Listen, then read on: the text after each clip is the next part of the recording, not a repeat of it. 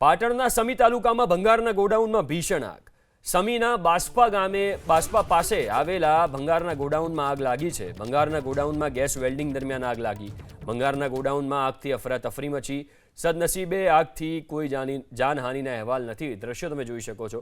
ભીષણ આગ છે. સમીના બાસ્પા પાસે આવેલા ભંગારના ગોડાઉનમાં આગ લાગી. ભંગાર હોવાથી આગ વધુ પ્રસરી. સદનસીબે કોઈ જાનહાનિના અહેવાલ નથી.